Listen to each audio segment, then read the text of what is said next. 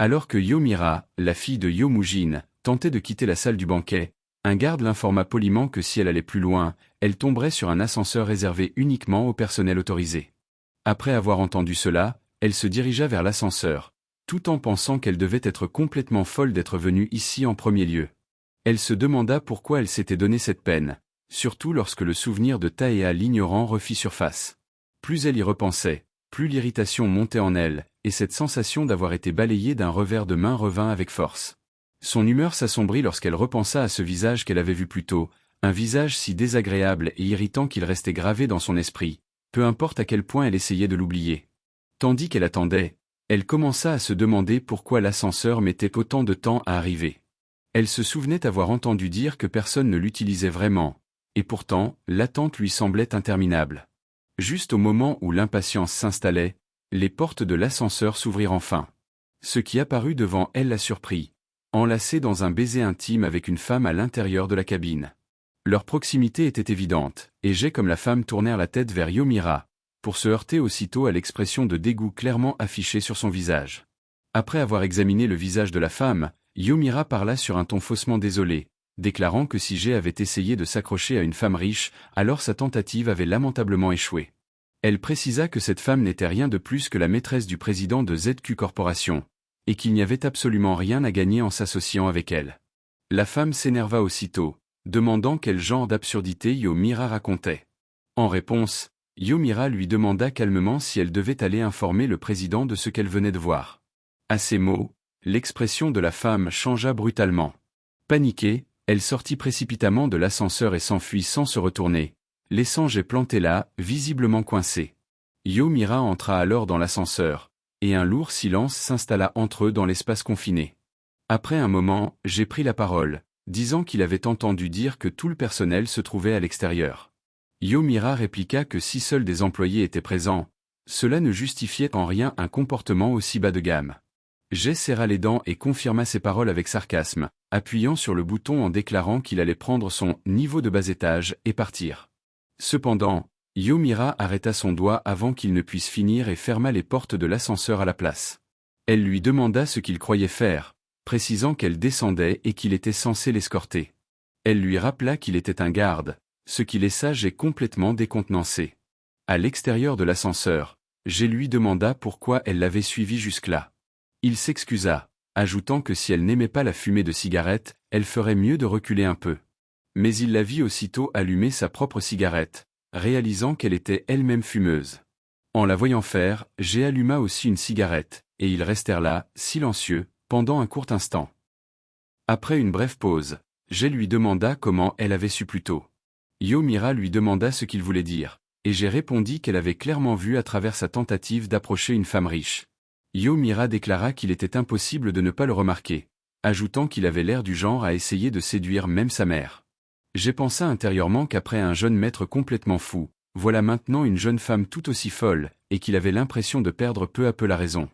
La scène se déplaça ensuite vers Taea, qui venait de recevoir une gifle violente en plein visage. Il tourna lentement la tête vers cette femme, la directrice Baek.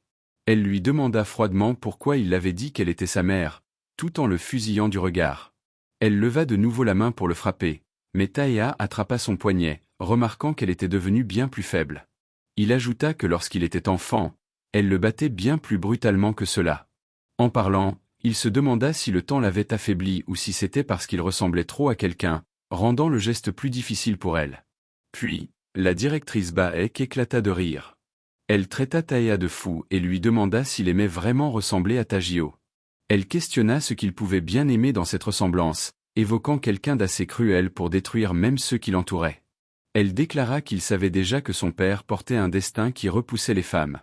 Se penchant vers lui, elle murmura à son oreille qu'il était exactement pareil et que tout ce qui resterait à ses côtés finirait inévitablement par se faner et mourir. Elle recula ensuite, lui demandant ce qu'il pouvait bien y faire et lui disant d'accepter simplement son destin. Elle ajouta que cela n'avait peut-être même aucune importance pour lui, puisqu'il était tout aussi sans cœur et misérable que son père. Directeur Baek s'éloigna, ressentant une étrange sensation persistante dans sa main, tandis qu'un souvenir lointain de Tajio, ressemblant tant à Taea, lui revenait à l'esprit. Dans le présent, elle frissonna légèrement en continuant son chemin. Par la suite, alors que la directrice Baek discutait avec une autre femme qui mentionna qu'autrefois, 3 cordes de violoncelle avaient cédé en même temps, elle commenta que la jeune femme était plutôt intéressante. Elle appela alors Taea, lui demandant de venir un instant. Elle le présenta en disant que son fils avait encore de nombreuses lacunes et beaucoup de choses à apprendre. Elle demanda à la jeune femme ce qu'elle en pensait et suggéra qu'ils essaient de bien s'entendre. La femme regarda Taea et répondit qu'elle en serait ravie. Elle se présenta sous le nom de Han Yoon-seo et dit qu'ils devraient bien s'entendre. Directrice Baek remarqua qu'ils allaient très bien ensemble, ce qui valut un regard de Taea, avant qu'elle ne rappelle à son fils de bien s'entendre avec elle.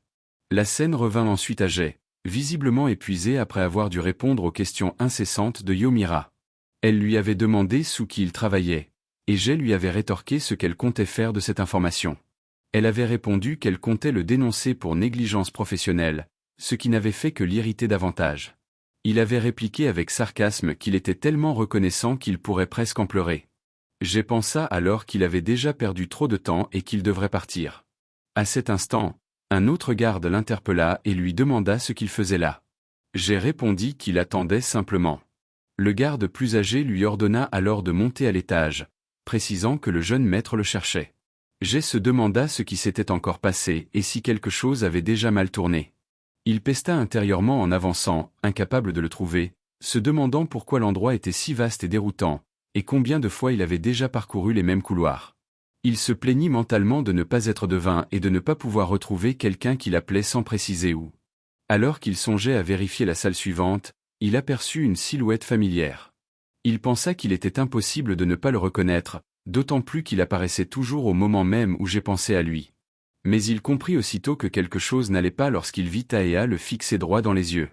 Un froid glacial envahit la poitrine de Jae, lui faisant serrer le cœur, tandis qu'il se maudissait intérieurement.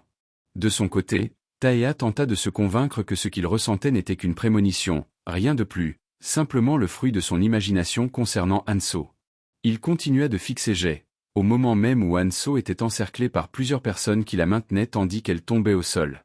Le verre de vin glissa des doigts de Taea et se brisa dans un fracas, tandis qu'il serrait les dents, le visage déformé par la colère, priant intérieurement pour que rien n'arrive à Hanso.